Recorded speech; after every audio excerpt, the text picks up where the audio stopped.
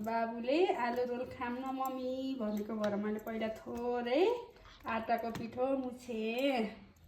ल हेर्नुहोस् यसै साथी, फेरि मैले त आलु रोलको लागि आलु उसिने छोडाएँ। अनि फेरि यहाँ धनिया, प्याज, नुन, खुर्सानी, मसला हालेर मैले मजाले यसलाई मसिनोसँग माडेँ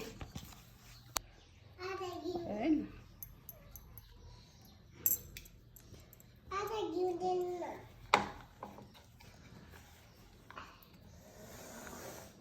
रोटी बनाउँदा चाहिँ मैले यो अहिलेको आटालाई फेरि बेल्छु। यो बेलिसकेपछि मैले यसलाई अघि मोलेको आलुको मसिनो पारेर पिसेको यो अब ग्रेभी के भन्छ रोटी पनि मैले बेलिसकेँ। अब यसलाई रोल बनाउनको लागि यो अघि मैले आलु मिक्स बनाएको थिएँ। अब यो आलु मिक्सलाई यसमाथि टप्प टाँस्छु लेबल मिलाएर। अहिलेको आलु मिक्स लगाएर नि अब मैले यो रोटीलाई बिस्तारैसँग घेरा मिलाएर यस्तोसँग अब बेड्छु, रोल बनाउँछु।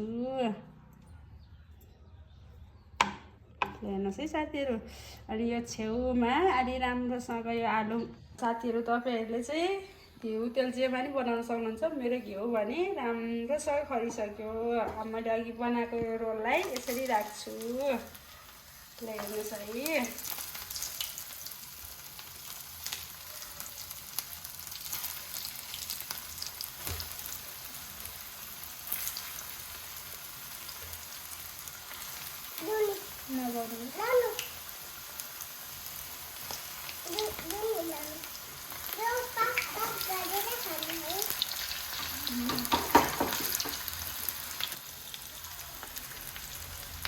हुन्छ हाम्रो आलु रोल कस्तो राम्रोसँग रातो हुँदै आयो।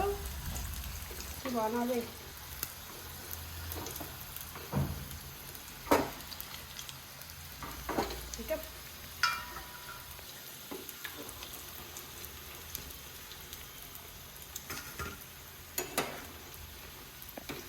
सही मैले निकाल्न लाएँ।